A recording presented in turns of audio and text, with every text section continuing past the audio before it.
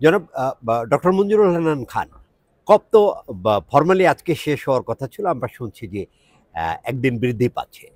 তো আসলে এটাকে অর্থায়ন কপ বলা হচ্ছিল এবং স্ট্যান্ডিং কমিটি অন ফাইন্যান্স গত ৩ বছর ধরে নানা প্রস্তুতি নিচ্ছিল। এখানে বিভিন্ন সমীক্ষায় এসেছে যে পরিবেশ অভিঘাত থেকে বিশ্বকে রক্ষার জন্যে $৫ থেকে ৬ ট্রিলিয়ন ফাইন্যান্সিং দরকার, এবং সর্বশেষ যে ধারণাপত্র তৈরি হলো এনসিকিউজির আলোচনার, সেখানে যে ফিগারটা আসলো সেটাকে সব বাজ বিচার করে $1.3 ট্রিলিয়ন কথা বলা হলো। কিন্তু এখন পর্যন্ত যে অগ্রগতি, তাতে ধনী দেশগুলোর মাত্র $২৫০ বিলিয়ন দিতে সম্মত হচ্ছে। এই বিষয়টাকে কিভাবে দেখবেন? না, যে $২৫০ ট্রিলিয়ন দেওয়ার কথা বলেছে, ২৫০ বিলিয়ন, $২৫০ বিলিয়ন, $২৫০ যেটা কথাটা বলেছেন তারা, আমরা যদি মূল টেক্সট এখনো পুরোটা আমি দেখি নাই, যতটুকু আমি দেখতে পেরেছি এই $২৫০ বিলিয়ন 2035 পর্যন্ত $২৫০ বিলিয়ন, অর্থাৎ 25 থেকে 35 এই 10 বছরে ক্লাইমেট ফাইন্যান্স নিয়ে আর কোনো আলোচনা তারা করতে চাচ্ছে না।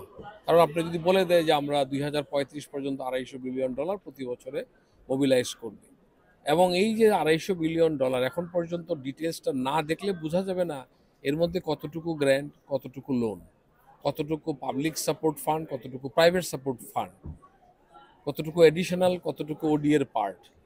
এই জিনিসগুলি যতক্ষণ পর্যন্ত আমরা নিশ্চিত না হতে পারবো, ততক্ষণ পর্যন্ত $২৫০ বিলিয়ন যে আলোচনাটা বা ট্যাক্সটা এসছে এখন পর্যন্ত হাতে আছে, সে অনুযায়ী এখন পর্যন্ত ক্লিয়ার হওয়া যাচ্ছে না।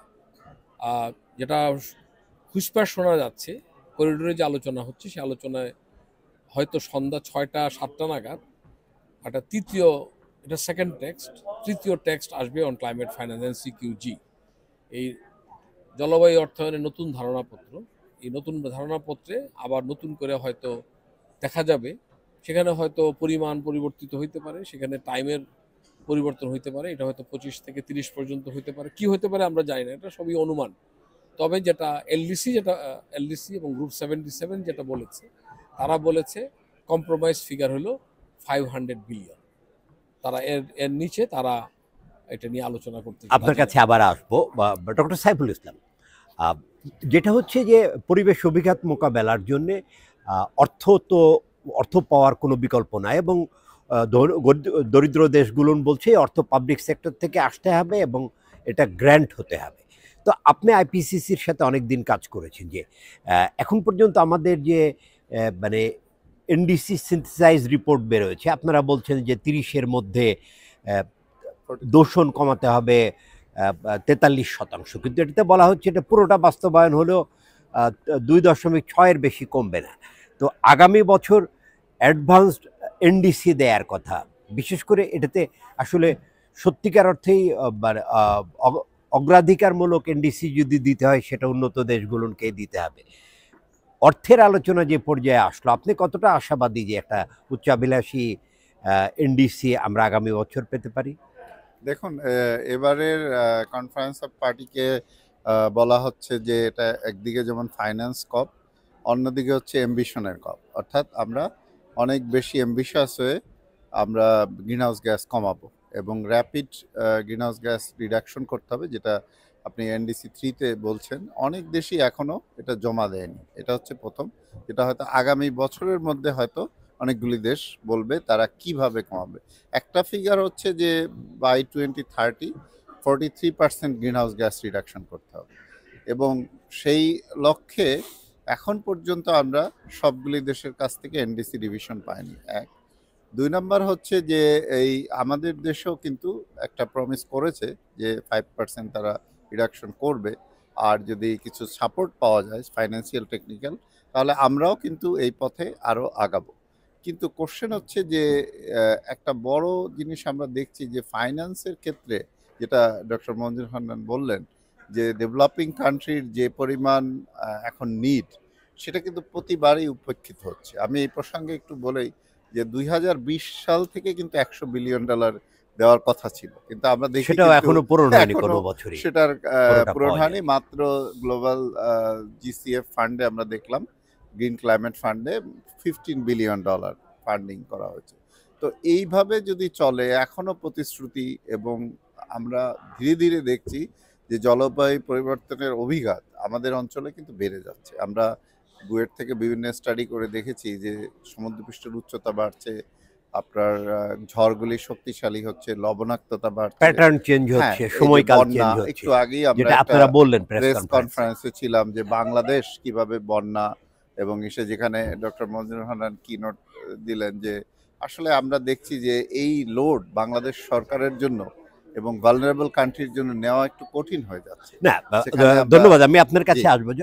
ডক্টর মঞ্জুরুল হান্নান খান, যেমনটি এলডিসি থেকে যখন লস অ্যান্ড ড্যামেজ তহবিল গঠনের জন্য চাপ দেওয়া হচ্ছিল, অনেকেই এটার সমালোচনা করে বলছিলেন যে লস অ্যান্ড ড্যামেজ ফান্ড গঠন হলে অ্যাডাপ্টেশন তহবিল বা অন্যান্য ফান্ডগুলো নিয়ে অর্থ প্রাপ্তি কমে যাবে, এবং এখানে এর একটা সিমটম দেখাই যাচ্ছে। লস অ্যান্ড ড্যামেজ তহবিল একটা সার্টেন কমিটমেন্টের মধ্য দিয়ে দুবাই থেকে শুরু হলো, এখানে এসে ওই অর্থে নতুন কোনো কমিটমেন্ট আসেনি।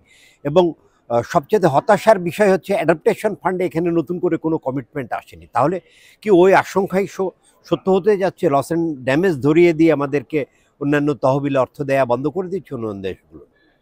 এটা যখন গতবার লস অ্যান্ড ড্যামেজ ফান্ড প্রথম দিন গত COP28-এ দুবাইয়ে যখন ঘোষণা করা হলো যে লস অ্যান্ড ড্যামেজ ফান্ড প্রতিষ্ঠিত হয়েছে, আমি দেখেছি আমার এলডিসির বন্ধুরা, নেগোসিয়েটররা, কারণ যেহেতু আমি দীর্ঘদিন নেগোসিয়েশনে কাজ করেছি, তারা অত্যন্ত খুশি।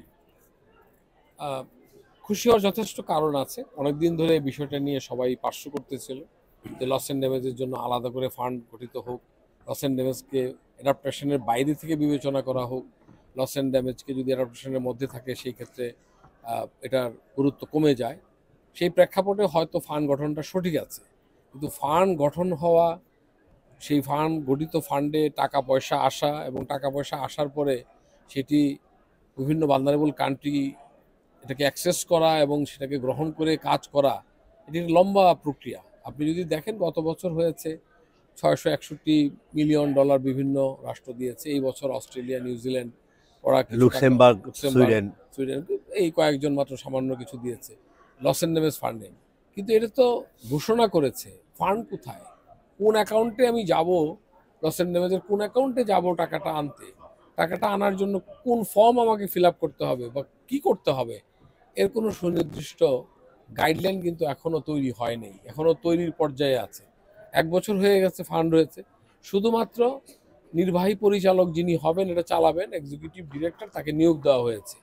সেক্রেটারিয়েটকে শুধু একজন ব্যক্তিকে নিয়োগ দিলে তো হবে না, সেক্রেটারিয়েট ইনস্টিটিউশনাল ফর্মটা তো ঠিক করতে এবং হবে, পদ্ধতি, মানে পদ্ধতির গাইডলাইন থাকতে হবে, পদ্ধতি থাকতে হবে, কিভাবে যাবে, কারা পাবে, কিভাবে পাবে, কতটুকুন এই পাবে, বিষয়গুলো। কিভাবে পাবে, না, সেইগুলি কিন্তু আপনি এখনো হয়নি। রাইটলি বলছেন, যদিও তারা বলছে 25-এ এটা অপারেশনাল হবে, কিন্তু কেউই হোপ দেখছেন না 26-এর আগে। আমি একটু অন্য জায়গায় আসতে চাই যে এনসিকিউজিতে যে G77 এবং এলডিসির পক্ষ থেকে একটা জোরালো দাবি ছিল যে গ্রিন ক্লাইমেট ফান্ডের মতন UNFCCCর মাধ্যমে অন্তত 20% অর্থ ডেলিভার করার একটা প্রতিশ্রুতি থাকতে হবে, আর এলডিসির জন্য একটা ডেডিকেটেড তহবিল থাকতে হবে, সেটা $220 বিলিয়ন। তো এই যে টেক্সট যেগুলো আসছে, এই ব্যাপারে কোনো আসছে কিনা? না, এটা আসলে দেখেন, নতুন করে কিছু করার দরকার নেই। আপনি যদি কনভেনশনের 4.9 দেখেন, সেখানে বলা আছে এলডিসি এবং ক্লাইমেট ভালনারেবল কান্ট্রিগুলি প্রিফারেন্সিয়াল ট্রিটমেন্ট পাবে, কনভেনশনে বলা আছে। তারপর প্যারিস এগ্রিমেন্টে বলা আছে। কাজেই আবার নতুন করে একই কথা আপনার এনসিকিউজিতে আনতে হবে, আবার বলতে হবে, আমি মনে করি এটি সময় ক্ষেপণের জন্য করা হয়। তারা এটা আনবে না, আমাদের লোকজন বলবে আনো, মানে আমাদের লোকজন মানে এলডিসির লোকজন বলবে এই কথাটা এখানে আনো, তারা বলবে যে না, দেওয়া দরকার কি। আমার মনে হয় এইসব এই ওয়ার্ডস অ্যান্ড ওয়ার্ডস অ্যান্ড ওয়ার্ডস, আপনি হয়তো লক্ষ্য করেছেন, আমি কিন্তু বলেছি আমার আজকের প্রেস ব্রিফিংয়ে যে we are asking for trillions dollar, they are providing trillions words and brackets. Right. So this is very important. আপনি যদি এটাকে সূক্ষ্মভাবে বিবেচনা করেন, আপনি কি দেখতেছেন?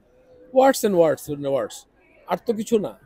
আমি তো এখন পর্যন্ত কোথাও আমি মারা যাচ্ছি, আমি ডুবন্ত, I am sinking, I am drowning. So আপনি কেন আমাকে উদ্ধার করার জন্য যা করা দরকার এখনই করছেন না? আপনি বলছেন কেন আমি শর্ত জুড়ে দিচ্ছে? শর্ত জুড়ে দিচ্ছেন, কঠিনভাবে এটাকে নিয়ে আসতেছেন, আপনি আমাদের বিভিন্ন ট্রান্সপারেন্সির কথা বলছেন, ডিউ ডিলিজেন্সের কথা বলতেছেন। আপনি তো জানেন যে আমরা একটি দুর্বল বা ক্লাইমেট ভালনারেবল কান্ট্রিগুলি আসলে দুর্বল, সব ক্ষেত্রেই দুর্বল, সেই জন্যই তো ভালনারেবল, নাহলে তো তারা সবলই থাকতো। রাইট। আপনার মতো সবল হলে তো তারা আমি কি একদম করতো না। আপনার কাছে শেষ প্রশ্নে আসবো, তার আগে প্রফেসর সাইফুল ইসলাম, যেটা হচ্ছে বাংলাদেশের এনডিসি বাস্তবায়নের জন্য 30 পর্যন্ত $176 বিলিয়ন লাগবে, আর ন্যাশনাল অ্যাডাপ্টেশন প্ল্যান বাস্তবায়নের জন্য এই একই সময়কালে আরও $230 বিলিয়ন লাগবে।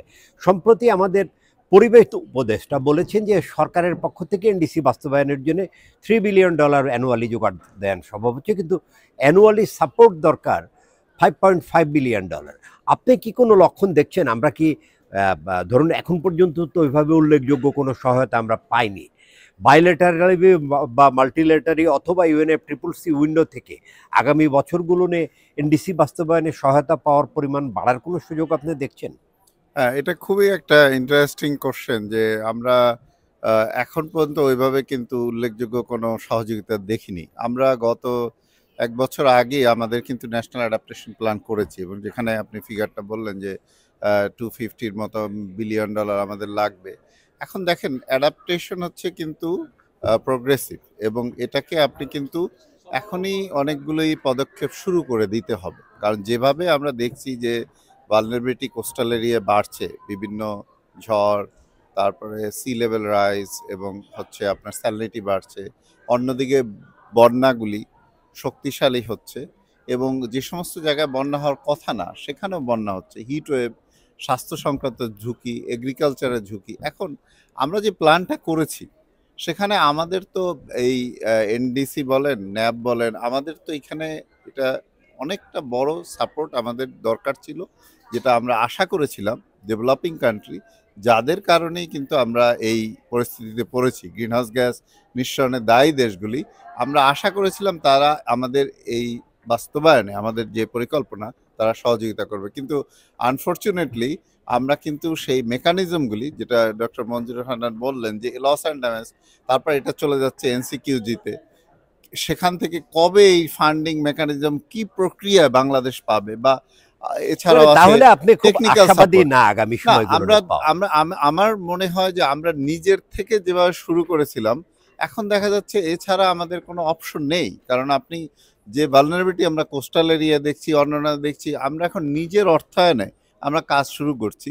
এছাড়া তো আপনি দেখা যাবে যে ভবিষ্যতে, এখন যদি আপনি অ্যাডাপ্টেশনগুলি শুরু না করেন, ভবিষ্যতে দেখা যাবে লস যে অ্যান্ড আপনার ড্যামেজের লস অ্যান্ড পরিমাণ ড্যামেজের পরিমাণ অনেক অনেক বেশি অনেক বেড়ে বাড়বে। যাবে। ডক্টর মঞ্জুরুল হান্নান খান, যেটা হচ্ছে কপ প্রসেস নিয়ে এখন অনেক ধরনের হতাশা তৈরি হয়েছে। তো এই কপটাতে এই হতাশাটা আরও খানিকটা বেড়েছে, তার কারণ কারিগরি নেগোসিয়েশন পর্যায় থেকে কিছুই বেরোয়নি, হাই লেভেল সেগমেন্টে এসে অগ্রগতির ধারাটা খুব স্লো। তো টেক অ্যাওয়ে কি হচ্ছে এখান থেকে বিশ্বের জন্য, বিশেষ করে দরিদ্র দেশগুলোর জন্য কিছু কি আমার সম্মতি হবে? আমার মনে হয় সেটা সাধারণত কপ প্রসেসে যেভাবে চলে, তাতে যেহেতু একদিন এক্সটেনশন করার কথা আলোচনা হচ্ছে, এটা হয়তো আরেক ঘন্টা পরেও আমরা ক্লিয়ার হতে পারবো যে হবে কি হবে না।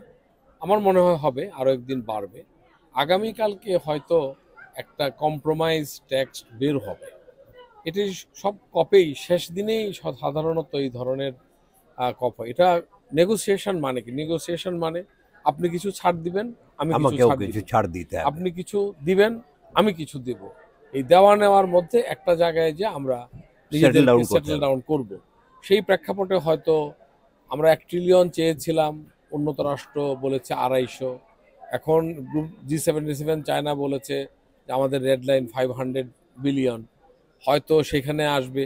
সেই ক্ষেত্রে হয়তো আমরা বলেছিলাম সবই হবে পাবলিক ফান্ড, সেখানে হয়তো G77 মেনে নেবে না, পাবলিক ফান্ডের সাথে সাথে প্রাইভেট ফান্ডও আসতে থাকবে পারে, এবং গ্র্যান্টের সাথে লোন লোন। এবং অন্যান্য মেকানিজম, ফান্ডিং মেকানিজমও থাকতে পারে। এইগুলি হয়ে একটা হয়তো কম্প্রোমাইজ টেক্সট আসবে। এবং আমার কাছে কেন জানি মনে হচ্ছে যে এই কবের যতটুকুই সাকসেস হোক বা না হোক, কিছু তো হবে সাকসেস, সেইটা আসলে ব্রাজিল কপে চলে যাবে। ব্রাজিলকে এখন সবাই এখানে যারা বলতেছে যে Brazil COP would be the one of the game changer. Game changer COP, like কানকুনে আমরা করেছিলাম 10-এ, কানকুন, প্যারিস, লাইক কানকুন, তারপর 15-তে করলাম প্যারিসে। প্যারিসে। কাজেই এই আমাদের 25-এর কপ, ব্রাজিলিয়ান কপ 25-এ, এইটা হবে একটা another game changer COP on climate finance, on adaptation, on loss and damage, on technology transfer, capacity building, and mitigation. শুধু দর্শক শ্রোতা, বিশ্ব একটাই, এটাকে পরিবেশের অভিঘাত থেকে রক্ষা করতেই হবে, এর কোনো বিকল্প নাই। কপ থেকে আমরা কি পেতে যাচ্ছি এবং কপ প্রসেসে কি হলো সেটা সুন্দরভাবে তুলে ধরলেন ডক্টর মঞ্জুরুল হান্নান খান এবং প্রফেসর সাইফুল ইসলাম।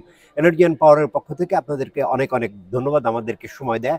শুধু দর্শক শ্রোতা, আবারও বিকেলে আমরা ফিরবো নতুন কোনো আপডেট নিয়ে, যেটা ধনী এবং দরিদ্র দেশের নেগোসিয়েটররা দর কষাকষি করে যে সমঝোতায় পৌঁছাতে পারেন। আমরা প্রত্যাশা করতে চাই বাকু কপ অর্থায়নের মাত্রা নির্ধারণের একটা আশাবাদী পরিমাণ নির্ধারণ করেই শেষ হবে। ধন্যবাদ।